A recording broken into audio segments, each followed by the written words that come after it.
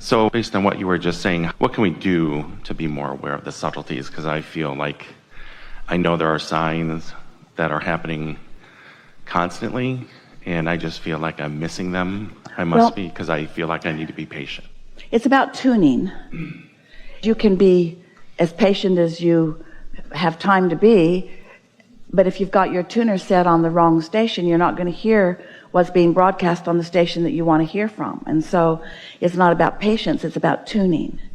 The thing about resistance is, you see, beliefs are active vibrations within you. So as you witness something, and there's an active vibration within you as you watch it. As you talk about it later, there's an active vibration. As you remember it from the past or imagine it in the future, there's an active vibration. And so an active vibration about something that you don't want will hinder the signal about something that you do want. So that's just not good tuning. So the obvious thing is just shut that channel down. In other words, just stop. You got to deactivate those things that are in the way. But the thing that makes that a little tricky is that while you're thinking about what you're not going to think about, you're thinking about it. So when you say, I'm not going to think about that anymore, you're thinking about that right now. And every time you say, I'm not going to think about it, you think about it more until it becomes a stronger and stronger and stronger hindrance to what you do want. So the only way that we know of to deactivate something unwanted is to focus upon something wanted. But law of attraction gets in your way with that, because law of attraction is so busy responding to the vibration that you've already got active that it makes it almost impossible in some cases to think about the other end of that stick, because this is so dominant. So you can't not think about it, because law of attraction just keeps dishing up more, showing you more in your now, both of wanted and unwanted, by the way, showing you more in your now, helping you remember things from the past, gathering it from far and wide, anything that's active within you. Law of attraction saying, here's some more, here's some more, here's some more, here's some more. So the way we would encourage you to deactivate something is by quieting your mind altogether. It helps when you sleep. But the thing about sleeping is, when you wake up, you usually pick up where you left off.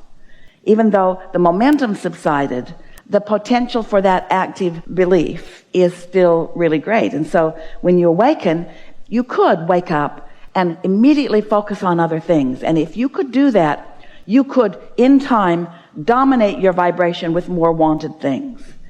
That's doable. It's a little difficult. The easiest way is to quiet your mind altogether. And the way you quiet your mind is by meditating. And by meditating, we mean focusing on something that's not really an active thought. So it requires, or it's helpful, in the beginning especially, to sit in an environment where there's not a lot going on. Quiet room helps. Comfortable clothing, and focus upon something subtle. Like Esther likes to listen for a sound. Hear that in this room? It's the motor of the air conditioning, but can you hear it? And the reason that that's a particularly good thing is because it's usually steady. So if you just listen, just sort of enjoy what your ears can find with that. Or you can breathe, noticing your breathing in and out. Sometimes you can even find a ringing in your own ear or a sound in your own mind. But it's better if it's a steady sound, something that doesn't change and therefore doesn't distract you. And if you will focus there for just a little bit, you'll notice that your body will feel different as your mind sort of winds down, and you don't give your mind an opportunity to pick up on those vibrations that it normally would, because you're focused pointedly on something that isn't interesting but does have your attention. It's not so interesting that it takes you off on tangents, but it's interesting enough because it is something that you can focus upon. It is a thing. In other words, it's a manifestation. It's a sound that is manifesting, but it just doesn't amount to that much. As you focus upon that, you'll quiet your mind. And as you quiet your mind, a really interesting thing happens. Your tuner rises to the frequency of your inner being. It's like the cork, when you hold it under the water, isn't floating, but when you let go, it does. So it's like letting go of that cork, and your vibration begins to rise, which now puts you in sync. You know how a moment ago we were talking about how there is the point of attraction of your inner being, your inner mind, your soul source, and then there's a point of attraction of whatever you've got going on with your habits of thought. Well, when you quiet your own habits of thought, then your inner mind becomes dominant. So now you're right there with your inner being, and your inner being is wise enough not to begin introducing thoughts to you that are going to take you back over here. Your inner being will speak very generally to you at first, because there's no point in talking about that issue that you've got going on, because as soon as your inner being brings it up, you're going to go right back to that lower vibration, because your habit of thought is so practiced there. So it will be more general. It will be more like a feeling of well-being. Sometimes you describe it as floating or euphoric or peaceful or satisfaction or contentment. It's just this subtle sense of well-being. Sometimes you'll have the sensation that you sort of want to move with some sort of rhythm that's coming from somewhere. It's just this place of quiet allowing of yourself to resonate and be bathed by and touched by and integrated with this high frequency of who you really are. And once you do that, 15 minutes on Sunday, and then on Monday, and then on Tuesday, and then on Wednesday, don't go longer than that. Don't ask your mind to be quiet. It doesn't want to be, so don't push it until you're unpleasant. Just try it again tomorrow, and try it again tomorrow. It might take most of the 15 minutes to get there. You might only be there a minute or two or three. You might get there and want to stay there a little longer just because it feels so good. But what you'll notice after a few days of that soft allowing of your vibration to rise, you'll begin to receive subtle thoughts, because now you're in the receiving mode. Your mind is not active anymore, so you're not going to be thinking of things. You'll begin to receive these subtle thoughts of your inner being. And the reason we say subtle thoughts is because your inner being is wise enough to know what your path of resistance is. Esther remembers when she was a child, and her older sister would become so frustrated with Esther because Esther never seemed to understand when was not a good time to ask Daddy for stuff, because Jeannie understood his moods better. She'd been around longer, and Esther just kind of blundered in and asked for things at the wrong time. And then, of course, they wouldn't happen. In fact, trouble would usually ensue. And it took a long time for Jeannie to teach Esther, just cool your jets, just wait a little bit. Now's not the time. Trust me, now's not the time. Well, your inner being knows when the time is for you.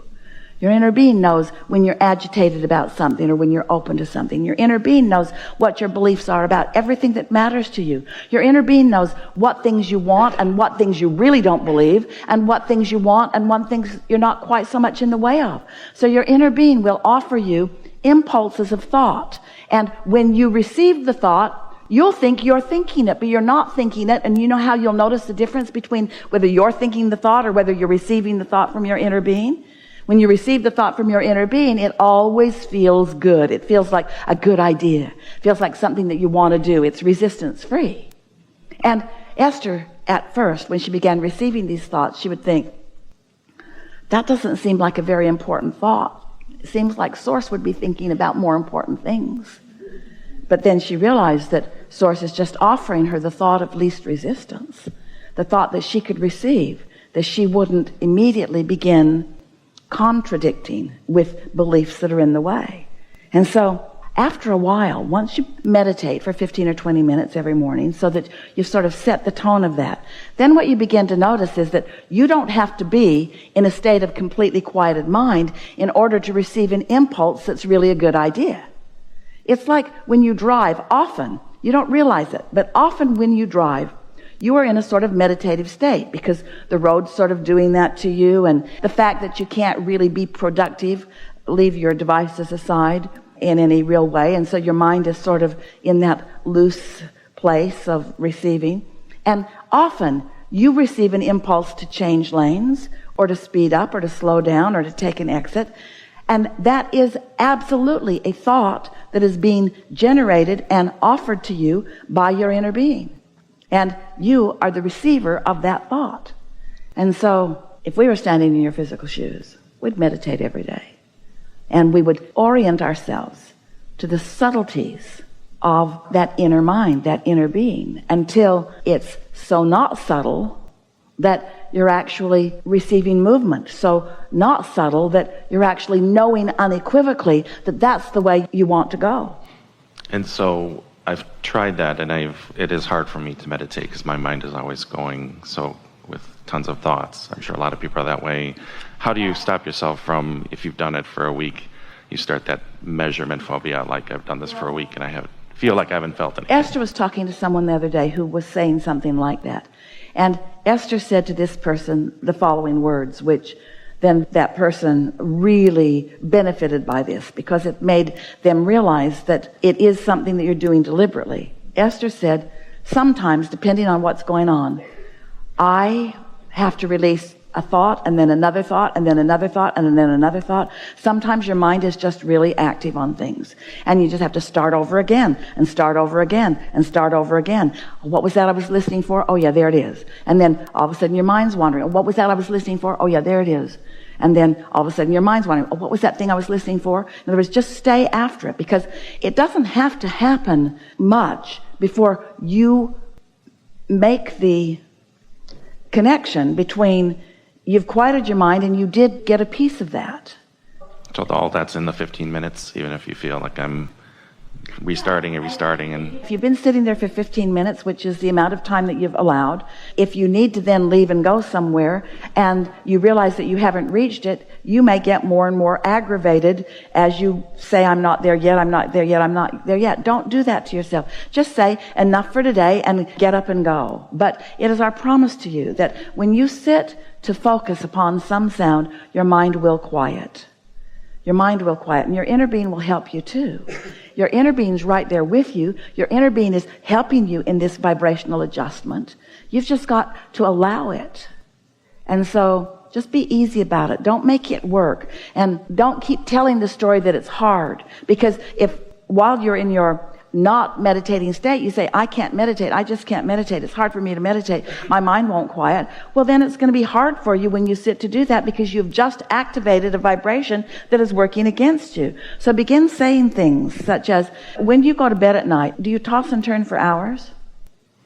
usually because my mind's going about stuff, yeah. So that's not a really good idea to use that. So I try to do a lot of appreciation. do you ever watch television? I've really cut back on all the news. Do you ever watch television? Netflix. Do you ever lose the plot in a movie? Wait a minute, who's that? Do you ever not hear what they said and want to rewind so that you can hear what... Are you ever distracted from something that you're focused upon? Yeah. Well, it's not different from that.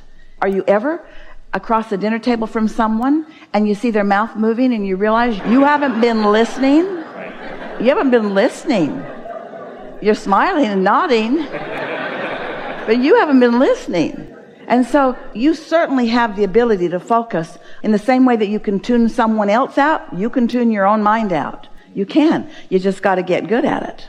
You just got to care about it. And for most, it means you've got to know that there's a payoff for it. You've got to know that there's value in it. We want you to know that when you are able to quiet your mind, you have access to your inner mind. And when you have access to your inner mind, you have access to the pathways to everything that you want. The best ideas will come from this vibrational reality where your inner being knows every piece of everything that you've ever asked for, and what sequence and combination of them will please you the most right now. And the reason that there is a right now factor is because there is a resistance factor within you that your inner being understands. So your inner being knows how much to offer to you right now that is most likely to be received by you. Until it won't be very long before you'll be knowing your own power. You'll be feeling your own vitality. You'll begin feeling frisky, even with no reason to really feel frisky. You'll feel like celebrating, even though the manifestation hasn't come, because you can feel you're on the way, that excited anticipation of something unfolding.